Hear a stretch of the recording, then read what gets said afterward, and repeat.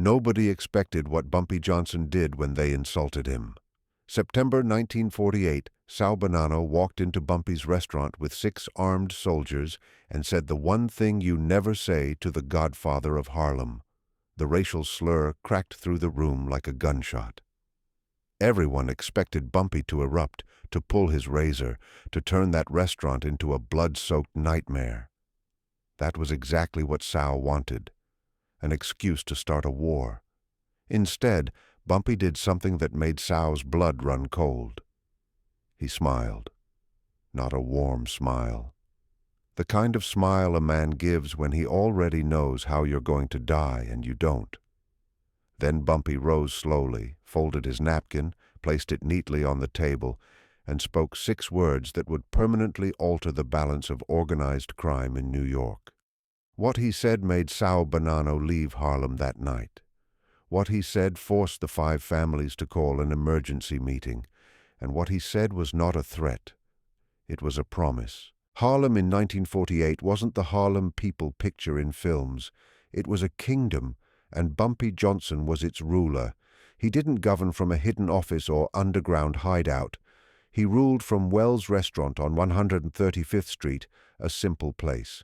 Red leather booths, checkered tablecloths, the scent of fried chicken and collard greens lingering in the air like incense. But everyone who mattered in Harlem passed through those doors. Musicians, pastors, numbers runners, politicians, even police officers. They came because Wells Restaurant was neutral ground. You could have a feud on the street, but inside those walls, peace was mandatory. Bumpy's peace. Because Bumpy Johnson controlled something the Italian mob, Irish gangs, and corrupt cops all wanted: control of Harlem's numbers racket. The numbers game was simple. People wagered pennies, nickels, dimes on 3-digit combinations. If your number hit, you won. If it missed, the house kept the money. To Harlem, it wasn't gambling. It was hope. A chance that maybe this week you'd win enough to buy your kid new shoes or pay rent without begging the landlord. Bumpy didn't create the numbers game. A brilliant black woman named Stephanie St. Clair did. Madam Queen, they called her. She ran Harlem's numbers in the 1920s and early 1930s until Dutch Schultz and the Italian mob tried to force her out. They nearly destroyed her. That's when she turned to Bumpy. "Protect my operation," she told him in 1932, "and I'll make you the most powerful man in Harlem." Bumpy kept his word. By 1948, he controlled the entire numbers operation in Harlem. Millions of dollars moved through his hands each year. The Italians despised it because in their world, black men didn't run empires. They served them. Frank Costello tried negotiating. Bumpy refused. Vito Genovese sent threats. Bumpy ignored them. Joe Bonanno finally sent his nephew, Sal the Butcher Bonanno, to settle the Harlem problem once and for all. September 19th, 1948. The night everything shifted. 8:47 p.m. Wells' restaurant was full, 40 people or more. The jukebox played Dizzy Gillespie. Cigarette smoke curled toward the ceiling like restless spirits. Bumpy Johnson sat in his usual corner booth, positioned with a clear view of both entrances and the kitchen. His wife, Mamie, sat across from him. She was graceful, composed, the kind of woman who could quiet a room just by entering it. Bumpy ate a ribeye steak, medium rare, cutting it with the same precision he applied to everything in life. Controlled, deliberate, no wasted movement. Then the door opened. Sal Bonanno entered first.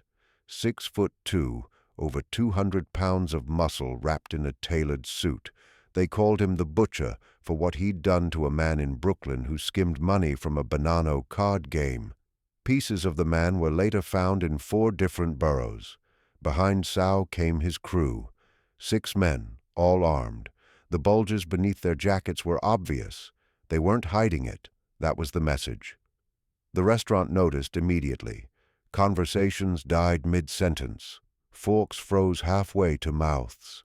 Even the jukebox seemed to lower its volume, as if it sensed what was coming. Sal walked straight to Bumpy's table. No permission. No invitation. He stood there staring down at Bumpy like he was something stuck to his shoe. "Bumpy Johnson," Sal said loudly, "we need to talk." Bumpy didn't look up. He kept cutting his steak, slow and exact. The knife scraped softly against the plate. "I'm eating," Bumpy replied quietly. He smiled. Not a friendly smile. The kind a bully gives before stealing your lunch. Sal chuckled. "Yeah, I see that. Nice place you got here. Real cozy. But here's the thing, Bumpy. My Uncle Joe has a problem. He thinks it's time Harlem got with the program. The numbers game is Italian business now. Always should have been." Bumpy still didn't look up, but Mamie did. Her stare carried a cold contempt that could freeze blood. Sal kept going. "So here's how it'll work. You step aside, hand over your operation. We'll cut you in, 10% for your trouble. You keep your little restaurant, play the big man for your people, but the real money stays with us, where it belongs." The room held its breath. No one moved. No one spoke. Bumpy set down his knife, lifted his napkin, dabbed his mouth. Then he looked up at Sal for the first time. His eyes were calm. Too calm. "That's a generous offer," Bumpy said evenly, "but I'm going to pass." Sal's smile vanished. "You're making a mistake." "I've made plenty of mistakes," Bumpy replied. "This isn't one of them." Then Sal said it. The slur, the one word you never say to a black man in his own place, in front of his wife, in front of his people. Listen, N-word. Mame's fork struck her plate with a sharp clink, echoing like a gunshot. The restaurant fell into a dead silence, not a pause, a silence where everyone wonders if they'll survive the night. Bumpy didn't flinch, no anger crossed his face, but everyone who knew him felt their blood turn cold, because Bumpy Johnson sitting still was more dangerous than most men in motion. His right hand moved slowly into his vest.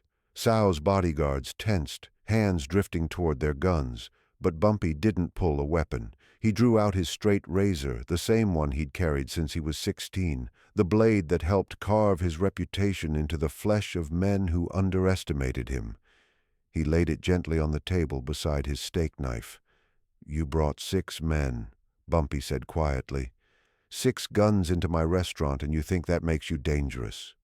Sal forced a laugh. "Makes me smart." "No," Bumpy said. "It makes you ignorant."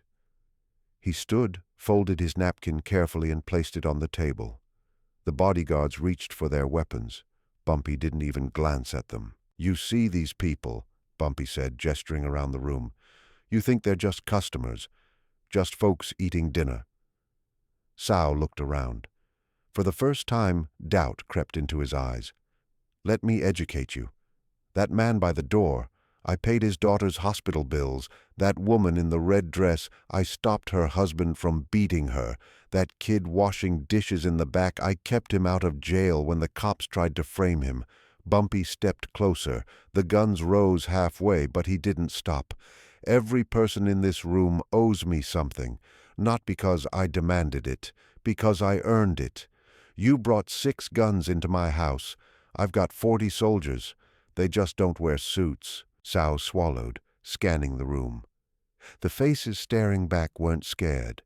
They were waiting for Bumpy's word. "Now," Bumpy said softly, "I'll give you a choice. You apologize to my wife for that word.